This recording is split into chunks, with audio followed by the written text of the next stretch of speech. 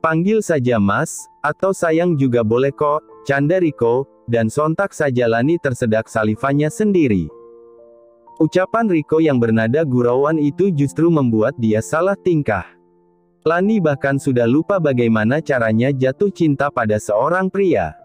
Terakhirnya dia mengenal cinta, adalah mantan suaminya yang tak lain ayah dari Aluna. Entah di mana dia sekarang, hidup atau mati Lani tak pernah lagi tahu kabarnya. Mas, jangan bercanda. Tanpa sadar Lani memanggil Mas pada Riko, dan panggilan manis itu berhasil membuat hati Riko membuncah karena bahagia. Sebentar lagi pasti dia akan bisa mendapatkan hati wanita pujaannya itu. Dia hanya butuh bersabar sebentar lagi. Apapun yang dilakukan dengan tenang dan sabar, akan berbuah manis pada akhirnya. Manis sekali, mulai saat ini kamu harus panggil aku seperti itu ya, jangan lupa, titah Riko tanpa mau dibantah. Bak mendapatkan undian hadiah utama saja, perasaannya sungguh sangat bahagia. Apa nggak ada yang marah Mas? Aku tidak mau dituduh merebut pasangan wanita lain, lirih Lani. Sebagai seorang janda, dia tidak mau dicap macam-macam oleh orang lain. Aku ini single, sama seperti kamu. Bukankah kamu sudah tahu statusku yang seorang duda? Riko melirik sebentar pada wanita cantik di kursi penumpang itu. Iya, tapi siapa tahu Mas Riko sudah ada tambatan hati. Aku tidak mau merusak hubungan orang. Aku memang janda, dan aku lebih suka tetap menjadi seorang janda daripada harus menjadi orang ketiga, jelas Lani panjang lebar. Dia tak mau gegabah, walau Riko sudah lama ingin dekat dengan dirinya, tapi tetap saja dia belum terlalu mengenal pria tampan itu. Tidak ada orang ketiga, keempat atau kelima sayang, bukankah kamu tahu aku sudah sejak lama ingin dekat dengan kamu? Dan tanpa sadar Riko memanggil sayang pada Lani. Entah mengapa, dia tak bisa lagi menahan terlalu lama perasaannya itu. Mas, jangan seperti itu. Aku nggak enak, kita belum ada ikatan apa-apa, tolak Lani. Tak urung wajahnya bersemu merah juga. Tanpa sadar mereka sampai di rumah Lani, dan sontak wanita itu heran karena sejak tadi dia bahkan belum mengatakan alamat rumahnya. Bagaimana dia bisa tahu alamat rumahnya? Apakah dia menanyakan yang bisa tahu segalanya tanpa diberitahu? Mas, kenapa bisa tahu rumah aku? Tanya Lani sembari menatap heran pada Riko. Dan pria tampan itu hanya tersenyum manis. Aku selalu ikuti kamu pulang setiap hari, jadi aku hafal di mana rumah kamu, jawab Riko dengan tenang. Lalu pria itu turun dari mobil. Kemudian memutari kap mobil dan membuka pintu untuk Lani. Maafkan aku, itu semua aku lakukan karena aku tak tega melihat kamu harus berdesak-desakan naik kendaraan umum, tambah Riko lagi. Makasih Mas, gumam Lani sembari tersipu malu. Perhatian kecil tapi sangat manis ini sungguh membuat hatinya melambung. Sudah lama dia tak merasakan perhatian dari seorang pria, hampir seumur hidup Aluna. Apa aku boleh mampir? Tanya Riko, karena dia merasa masih ada yang ingin dia katakan pada Lani. Dan ini adalah kesempatan yang manis dan tak boleh dia sia-siakan.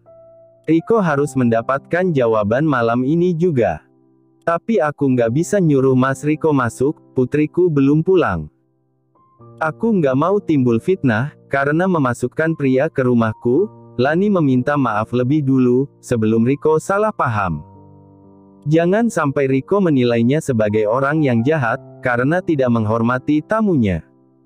Iya aku ngerti, di teras saja nggak apa-apa. Ya sudah, silakan duduk dulu Mas. Aku buatkan kopi ya.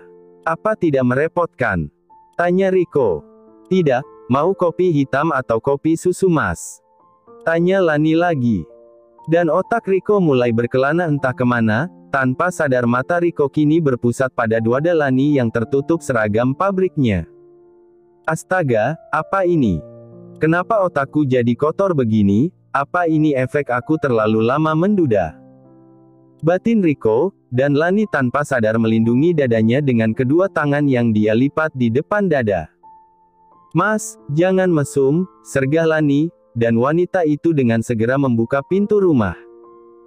Sementara Riko hanya bisa menepuk keningnya sendiri karena sudah berani berpikir mesum dengan Lani. Sementara itu Aluna dan Saga baru saja sampai di toko perhiasan, yang ada di lantai 5 mall. Gadis mungil itu tampak kebingungan saat melihat banyaknya perhiasan yang dipamerkan. "Pilih saja, kamu mau yang mana?" titah Saga, dan dia segera sibuk dengan ponselnya. Demi jalan dan mencari cincin dengan Aluna, dia terima meninggalkan kantor lebih awal. Padahal masih banyak kerjaan yang belum selesai. Karenanya Saga bermaksud memeriksa, sembari menunggu Aluna memilih cincin. "Ada yang bisa dibantu Mbak, mau cari apa?" tanya pelayan wanita pada Aluna. Karena dia lihat raut kebingungan pada gadis mungil itu. "Mau cari cincin Mbak. Mau yang seperti apa, cincin pertunangan apa pernikahan?" tanya gadis itu lagi. Sembari matanya melirik genit pada Saga yang sibuk dengan ponselnya. Dalam hati gadis itu berkata, mungkin Aluna adalah sugar baby-nya si pria tampan itu. Dan dia ikut berandai-andai, jika saja dia yang jadi gadis belia itu, tentu saja dia akan bahagia. Sepertinya pria tampan itu mapan dan tajir. "Yang simpel saja Mbak, cincin pernikahan," ujar Aluna singkat. Dia tak mau terlalu lama berada di sini, karena hari juga semakin malam. "Ini Mbak, simpel dan kayaknya cocok seperti yang Mbak inginkan." Gadis itu menunjukkan dua cincin dengan ukuran berbeda, hanya berhiaskan berlian kecil saja di tengahnya, tanpa ada ukiran yang menghiasi benda bulat itu. "Saya coba ya Mbak, pas apa tidak?" Aluna memberi jari manisnya, untuk dimasukkan cincin itu. Dan beruntung sangat pas di jarinya yang mungil. "Ini saja Mbak, aku suka karena sangat sederhana tapi elegan," ucap Aluna dengan senang. "Yang punyanya calon suaminya tidak dicoba sekalian?" tanya gadis itu dengan genit. "Sebentar, Om nggak mau coba cincinnya dulu?" tanya Aluna pada Saga. "Nah kan, dia saja panggil Om. Sudah pasti dia sugar baby. Tidak mungkin mereka menikah. Mana ada seorang gadis simpanan diajak menikah?"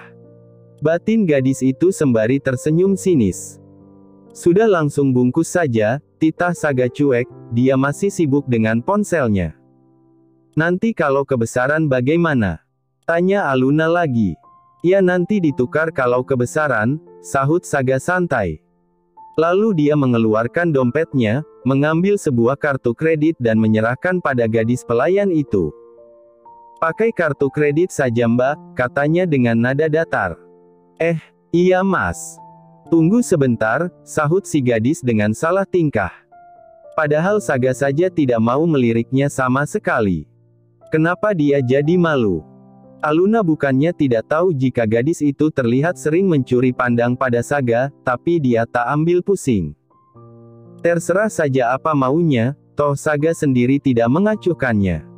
Setelah proses pembayaran selesai, keduanya segera meninggalkan toko itu. "Om, kita langsung pulang saja ya?" kata Aluna. "Kamu nggak lapar?" "Lapar sih, tapi..." "Ya sudah ayo makan dulu, setelah makan aku antar pulang," titah Saga, tanpa ada bantahan. Mau tak mau Aluna hanya bisa menurut.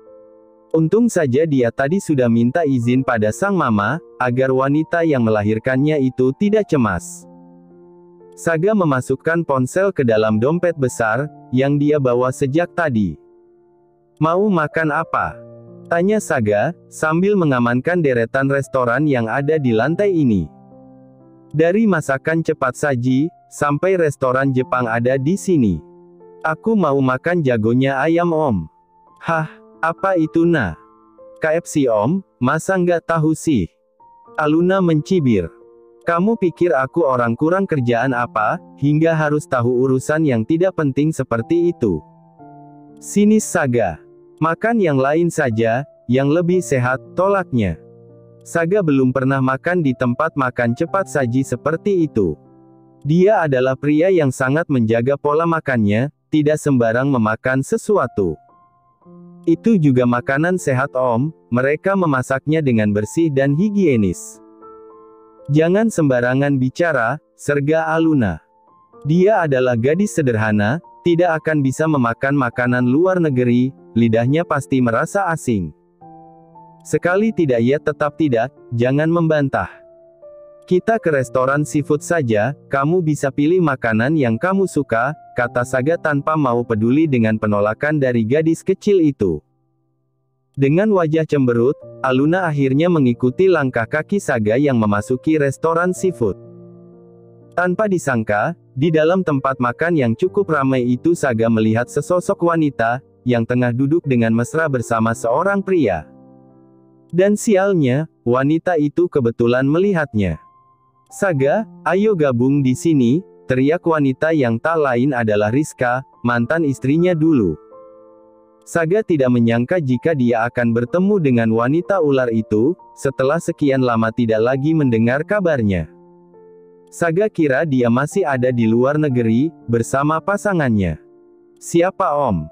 Tanya Aluna heran, saat melihat wanita cantik yang memanggil Saga. Dalam hati dia sungguh mengagumi sosok wanita cantik nan seksi itu. Apa dia kalau dewasa nanti bisa punya tubuh bagus seperti itu? Tidak tahu, tidak penting juga. Tukas Saga tak acuh. Siapa dia Om? Cantik sekali. Apa Om kenal? Tanya Aluna heran. Gadis itu penasaran dengan wanita yang sok kenal dengan Saga itu. Tidak tahu, nggak penting juga, sergah Saga ketus. Dalam hati dia menyesal, mengapa tadi tidak menurut saja pada Aluna, agar dia tidak melihat sosok wanita yang sangat dia benci itu. Bayangan masa lalu yang pahit dan hitam, kembali menyeruak di benaknya. Bagaimana Rizka yang dulu sudah menusuknya dari belakang. Tak cukup cinta dan harta yang dia berikan pada mantan istrinya itu, tapi dia masih saja berkhianat dan memilih laki-laki yang lain. Kenapa dia bisa tahu nama Om? Tanya Aluna lagi dengan heran. Sudahlah, jangan banyak tanya. Ayo cari tempat duduk, titah Saga kesal, entah takdir atau apa hingga tempat duduk yang masih tersisa juga tepat berada di dekat Rizka dan pasangannya. Dengan wajah ditekuk, mau tak mau Saga duduk di sana juga. Aluna yang tak tahu apa-apa menebar senyum pada Rizka yang menatap dia dan Saga. Gadis itu begitu mengagumi kecantikan wajah Rizka. Menilik dari dandanannya, terlihat seperti orang berkelas. Halo Tante, sapa Aluna pada Rizka, dan sontak wanita itu cemberut. Sedangkan Saga mengulum senyumnya. Tak ada salahnya juga ternyata bersama Aluna, gadis ini bisa diandalkan. Aluna jauh dari kesan remaja yang suka menye-menye. Mau pesan apa Pak? Tanya seorang pelayan pria berseragam yang baru saja datang. Dia membawa buku menu, sebuah pulpen dan buku kecil. Menatap sopan dan ramah pada Saga juga Aluna. Kamu mau makan apa sayang? Tanya Saga tiba-tiba, sembari merangkul pundak Aluna dengan mesra.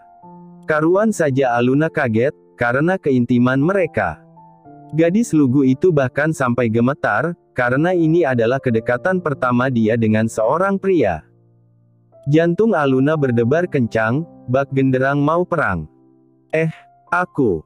Aku mau makan gurame bakar saja, gadis lugu itu terbata-bata. Gugup dan salah tingkah. Hanya itu saja, aku pesankan cumi, dan udang ya.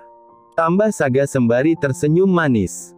Dalam hati dia ingin tertawa, karena merasakan tubuh Aluna yang gemetar. Benar-benar masih polos gadis ini. Lengan Saga kini turun dan membelit pinggang ramping Aluna, dan tubuh gadis itu sontak membeku. Andai saja tidak malu, mungkin dia akan memilih pingsan saja. Berdosakah dia, karena membuat pria ini menyentuhnya dengan mesra? Terserah saja, Aluna terbata-bata. Bahkan telapak tangannya sampai berkeringat. Memalukan saja, mau ditaruh di mana mukanya yang saat ini sudah memerah. Aku pesan cumi pedas manis, udang crispy dan gurame bakar. Untuk minumnya, Jus jeruk saja, kata Saga pada pelayan itu. Tak sekalipun dia melirik pada Rizka yang sejak tadi terus mengamati dia dan Aluna. Itu saja Pak, tanya sang pelayan sambil menuliskan pesanan Saga. Untuk sekarang, cukup itu saja dulu, sahut Saga. Sayang, apa ada yang lain yang ingin kamu pesan? Tidak. Itu saja. Itu saja dulu Mas. Baik, mohon ditunggu. Pesanan akan segera datang, kata pria itu dengan sopan. Saga tahu dan sadar, jika Rizka tengah menatap dia dan Aluna. Karena itu dia sengaja memeluk Aluna, agar Rizka tidak berpikir jika dia masih ada hati padanya. Apa dia kira dia tidak bisa move on dan punya pasangan lagi? Siapa gadis kecil ini, apa dia keponakan kamu? Tanya Rizka, dia sangat penasaran pada Saga dan Aluna. Wanita itu sebenarnya masih menyimpan cinta pada Saga, tapi karena kesalahannya membuat mereka harus berpisah. Rizka benar-benar menyesal, dan sampai detik ini dia bahkan tidak bisa menemui laki-laki yang lebih dari Saga. Sayang, dia siapa? Tanya pria yang bersama Rizka. Tampaknya dia tidak suka karena Rizka menaruh perhatian pada Saga. Apalagi dia amati, Rizka seperti menyimpan perasaan pada Saga. Dia mantan suamiku, yang dulu pernah aku ceritakan sayang, jangan cemburu. Aku udah tidak ada perasaan lagi sama dia, Rizka berusaha merayu dan menenangkan pasangannya. Oh, pria itu tak lagi gusar. Aluna hanya bisa mengutuk dalam hati, rupanya dia hanya dijadikan sebagai alat untuk memanasi mantan istrinya itu. Pantas saja, tidak ada angin tidak ada hujan, tiba-tiba baik dan mesra. Dasar kurang ajar, geram Aluna dalam hati. Dia yang tadinya sempat terbawa perasaan, kini jadi kesal dan marah. Andai saja bisa, dia lebih memilih pergi dari tempat ini, tapi dia akan bertahan. Karena tak mau mempermalukan Saga di depan mantan istrinya. Dia calon istriku, kami akan menikah sebentar lagi, jawab Saga dingin dan datar. Dia tak mau beramah tamah dengan mantan istrinya itu. Oh ya, kamu jangan bohong aku tahu selera kamu tidak seperti itu. Dia bukan level kamu, Rizka tertawa mencemooh.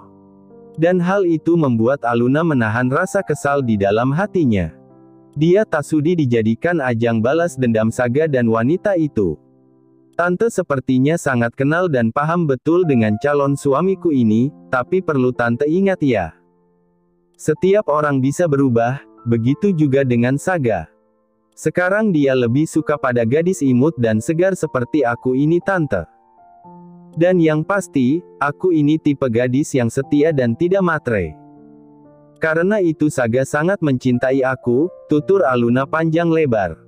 Dan itu cukup membuat Rizka tertampar dan diam. Dia tak bisa lagi berkata, hanya mampu menahan amarahnya di dalam hati.